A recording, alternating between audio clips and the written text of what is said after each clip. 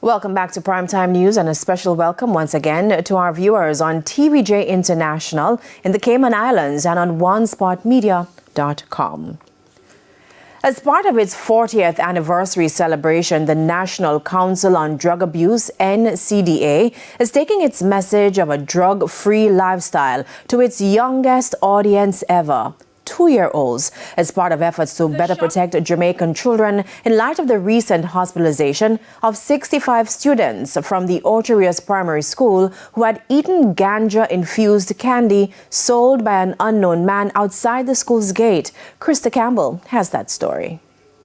Shocking events of October 12 this year of 60 primary school students hospitalized after consuming illegally sold ganja-infused sweets is still a recent and unpleasant memory for Jamaicans. The National Council on Drug Abuse, NCDA, says it's particularly worried about the level of protection for young children, and so it's taking its message of a drug-free lifestyle to its youngest audience yet, 2-year-olds. The NCDA was recently at the Campbell's Castle Primary and Infant School in Manchester.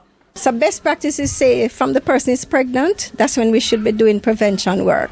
So that's something that as the National Council on Drug Abuse will be improving. But the ages 2 to 12 are ripe years to empower them, to give them the skills they need, to teach them what life is about, to manage conflict, decision making, to make friends, to manage those relationships. We want to be proactive in this fight against drug.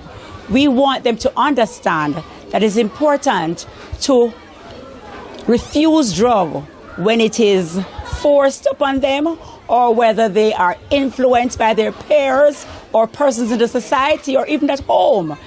Drug abuse might not be rampant in our community, but we want for them to be prepared so that when they go out in the wider society, they will know exactly what to do.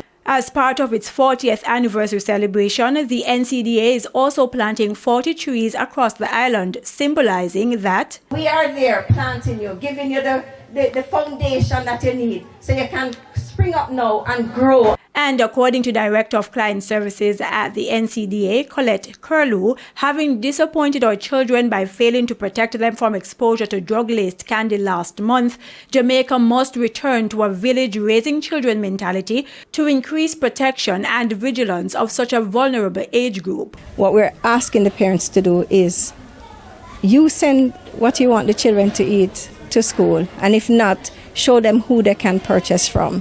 To the school, we're saying make sure that none of those vendors are around. Maybe take those vendors that you approve and put them on the premises, if possible, or just right outside the gate so the children won't have to travel far. If somebody strange comes, make sure you notify the police. The Orcharius Primary School, where the incident happened, has since implemented tougher measures to better protect their students, including a day when none of the approved vendors are allowed to sell outside the school.